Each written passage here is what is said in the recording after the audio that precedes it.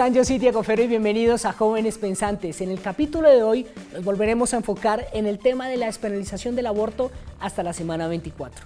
Los invitados que hicieron parte del capítulo anterior estarán acá, acompañándome para poder debatir y escuchar sus ideas en torno a esto. Ya veníamos ahondando en diferentes, si se quiere, perspectivas alrededor de la carga moral, la carga social y si se debe o no considerar como un ser vivo el feto hasta la semana 24. Esto último será en lo que nos enfocaremos el día de hoy, porque sin duda ha sido tal vez lo más controversial alrededor de la decisión que tomó la Corte Constitucional de despenalizar el aborto hasta la semana 24. Les preguntamos esto a ustedes en las calles y esto fue lo que nos respondieron. Vean.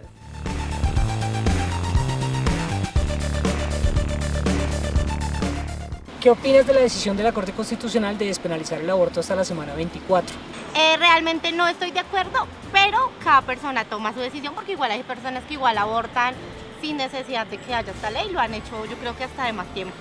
Me parece que es una muy buena decisión, realmente creo que le da la libertad a las mujeres de poder escoger un poco más cómo quieren llevar su vida y si realmente quieren traer a alguien a este mundo o no. También que sea hasta la semana 24 pues asegura también una seguridad en términos de salud pública. Que cada mujer es responsable de su cuerpo y de tomar la decisión que desea. A largo plazo soluciona un problema que es de salud pública y que afecta a muchas mujeres sobre todo. Entre más esté legalizado, más control va a haber sobre los problemas de muerte que tienen los abortos ilegales. Pero realmente sí no es bueno cuando una persona no tiene el sustento económico para levantar un hijo. Es duro, es muy duro porque realmente yo que tengo una hija no es nada fácil. Las mujeres que no quieren tener al bebé deberían darlo en adopción para que tenga una mejor vida. Me parece correcta dependiendo el contexto en el que se encuentre el embarazo. Yo opino que el aborto en parte sirve para no traer niños a sufrir al mundo. No, yo opino que bajo cualquier circunstancia está bien. O sea, desafortunadamente en un país en el cual a ti te ponen tantas taras para acceder a los servicios básicos, pues es muy fácil y muy posible que en situaciones menos afortunadas, pues tú llegues a esta instancia de la semana 24. Pues bueno, hasta la semana 24 a mí me parece que ya pues es un tiempo muy largo de embarazo. Ya es un ser vivo, las células de ese ser vivo están vivas, comen, tienen funciones vitales. Ya es una persona que siente, que tiene sistema nervioso, que duele. Entonces, pues sí estoy a favor del aborto, pero hasta ese punto no tanto porque sí me afecta pues moralmente, ¿no? Si estuvieras en situación de embarazo no deseado, ¿abortarías? No, claro que no. No, yo lo doy en adopción. Cada uno después de haber tenido un hijo y saber qué es tener un hijo no abortaría por ninguna razón.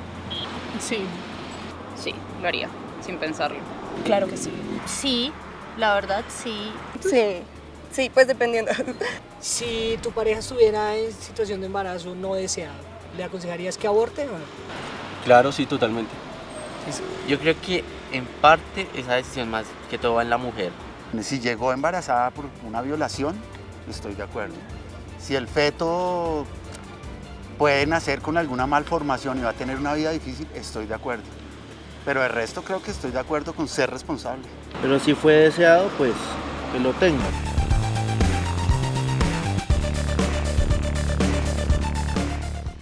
Seguimos en Jóvenes Pensantes, gracias por seguir con nosotros. Veíamos el box y las opiniones de la gente en la calle y digamos que en Plata Blanca la mayoría estaban de acuerdo con la legalización o la despenalización del aborto. Pero hasta la semana 24 a todo el mundo como que lo puso a pensar, o por lo menos a la mayoría, como que decían que sí, pero es que tantas semanas.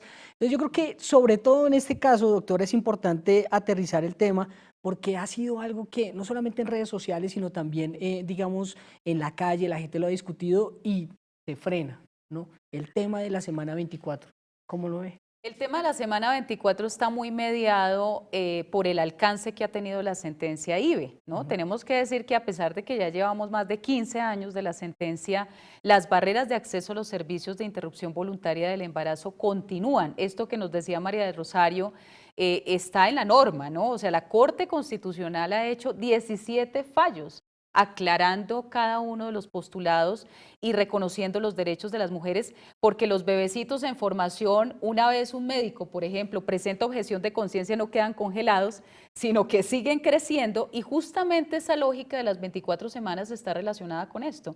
Es reconocer que el sistema de salud no ha sido eficiente, y esto Sebastián también lo mencionaba. En esa medida, la idea es no perjudicar a la mujer, y desde luego no perjudicar la vida que viene en camino. Entre más rápido se pueda realizar el procedimiento, obviamente menos lesivo, y yo creo que en eso vamos a estar de acuerdo todos, porque médicamente, clínicamente eso está certificado. ¿Qué es lo que ha pasado en otros países donde tenemos este tipo de semanas o de tiempo para la interrupción? La realidad es que por lo general las mujeres realizan el aborto en un tiempo rápido. Casi nunca llegamos a las 24 semanas, pero va a depender del compromiso del sistema de salud.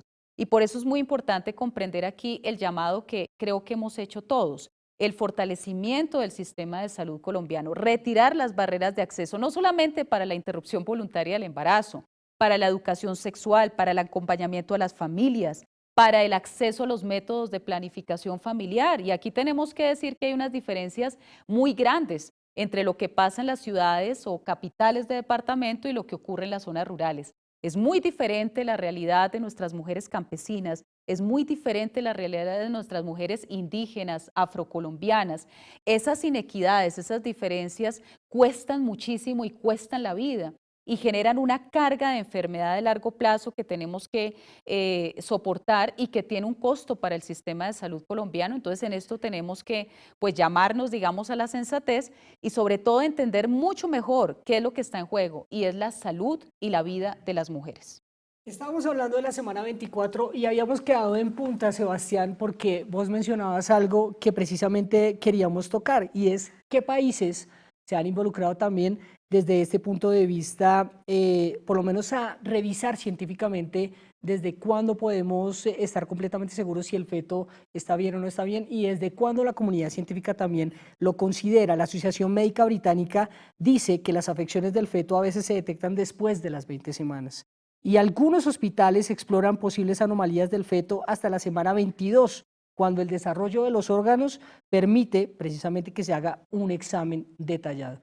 Ahí hay cifras científicas. ¿Qué opinas? Sí, pues hace poco pude visitar un artículo que publicó la Universidad Austral de los Estados de Argentina, que es una de las mejores, o la mejor universidad pública de este país y una de las mejores de la región, y hablaban precisamente que se está desconociendo que el bebé que está en el vientre efectivamente siente a partir de la 4ª semana, donde se desarrolla el sistema nervioso. Eso como para precisarlo. Entonces ahí hay un gran debate, pero lo que yo he podido encontrar estudiando y lo que he podido escucharle a muchos profesionales es que a partir de la 3ª semana se empieza a desarrollar esto, y más adelante hay percepción por parte del bebé en el vientre de ciertos estímulos o cosas que se le puedan hacer. Ejemplo, como entrar con una inyección a practicarle un aborto, por decir cualquier cosa. Tú hablaste del tema de los países. Eso es muy importante. Deberíamos preguntarnos todos, ¿por qué estamos hablando del aborto en todos los países de la región? ¿Qué está pasando? ¿Se volvió moda en todos los países de la región? ¿O hay un movimiento social? ¿O será que es un negocio? ¿Pero negocio para quién? ¿Por qué lo dices? Mira, existe un gran grupo que se llama la IPPF, es del señor George Soros, es la clínica abortista más grande del mundo. Tiene más de 8.000 clínicas en todo el planeta y miles de afiliados en todo el mundo. Dicho por la página de ellos oficialmente, un aborto puede llegar a costar, digamos, en países como en Estados Unidos, entre 300, 700, 1.500 dólares, dependiendo del momento en el que se practique. En Colombia no conozco esta cifra exactamente, por ahí vi que 400.000 pesos podría rondar el precio, si me corrigen por favor si tienen ese dato. En todo caso, hay muchísimas clínicas que lo practican y hay muchísimo dinero de fondo. Ejemplo, entre los reportes económicos de la IPPF encontramos que en Colombia se han invertido más o menos desde el 2006 hasta la actualidad, más de 17 millones de dólares para promover y ejecutar abortos en este país, para causas y organizaciones como ejemplo Causa Justa, como Católicas por el Derecho a Decidir, entre otras. Entonces hay bastante dinero de fondo y pues haz cuentas, hay que hacer cuentas, ¿cuántas mujeres practican un aborto y cuánto cuesta? Entonces mi pregunta es, ¿hemos evaluado qué impactos va a tener esto del aborto en temas de control poblacional en nuestro país y en la vida productiva, en lo que es la población productiva para este país que empieza desde los 18 años a los 60 años. Eso me parece muy importante, ver que de aquí a 15 años vamos a tener unas repercusiones muy importantes de este tema. La variación demográfica no es una cosa que esté sucediendo solamente en Colombia y que se deba únicamente al tema de los abortos, ¿sí?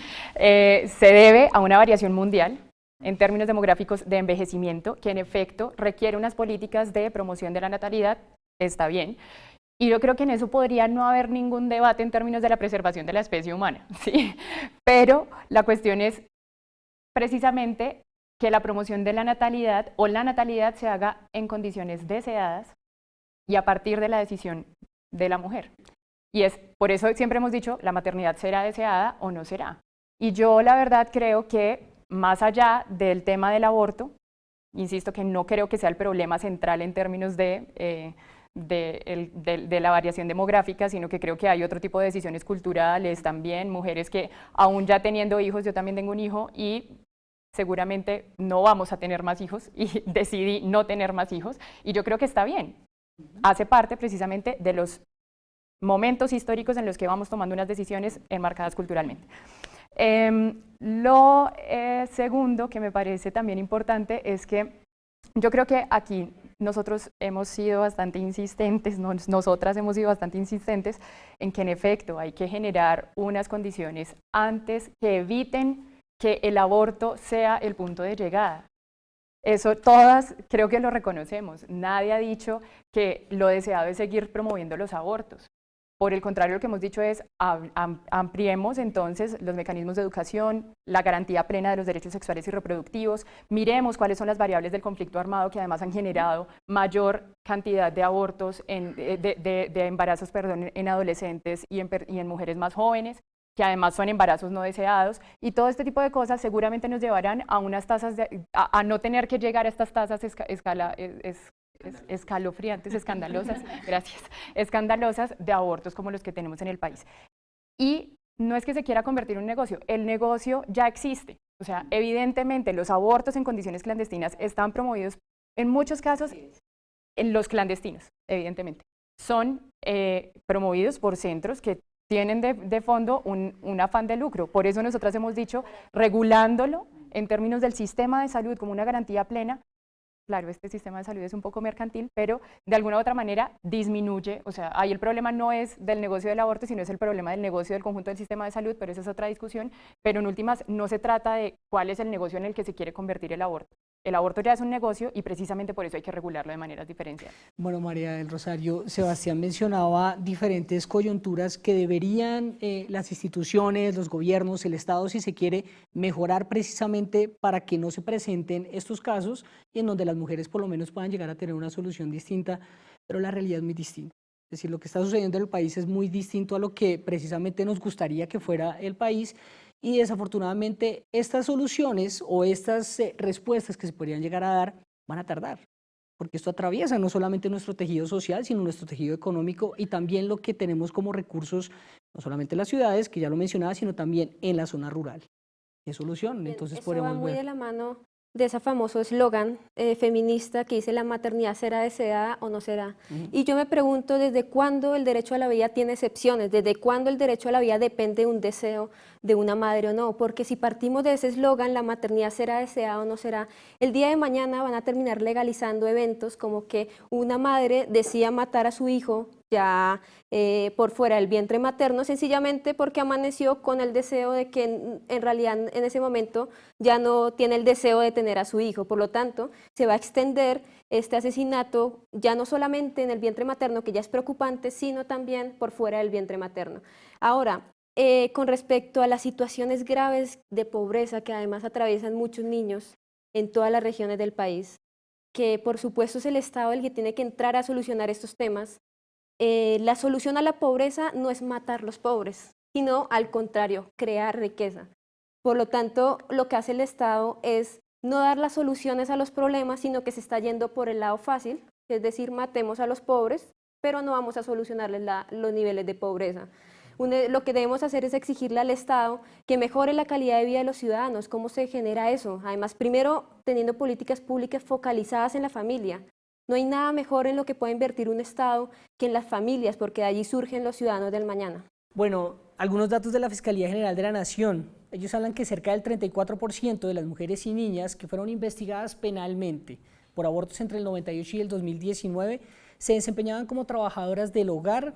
Y también datos de la Fiscalía nos hablan que entre el 2005 y 2017, 2.290 mujeres fueron criminalizadas por el delito de aborto, de las cuales 502 eran menores de edad.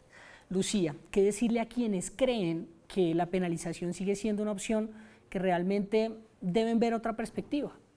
Creo que el delito del aborto es totalmente injusto, ineficaz y no está ayudando realmente a las mujeres, que son las más importantes y las que van a llevar esa carga. Son trabajadoras sexuales, por supuesto, también existen ese tipo de mujeres y no hay que verlas como una persona que es inmoral, como la misma persona que está abortando. No, ellas también tienen un trabajo y este es un trabajo. Pero con lo que también hablábamos de la escasez en cuanto a recursos, también estoy de acuerdo con que no es acabar los pobres, sino también ayudar a las personas que no tienen tantos recursos. No quiero tener como esos comentarios clasistas, sin embargo, a esas mismas mujeres que deciden voluntariamente tener su embarazo o que definitivamente no pueden, y que tú estabas hablando mucho de la familia, pues también lo hablamos al principio, muchos papás no están.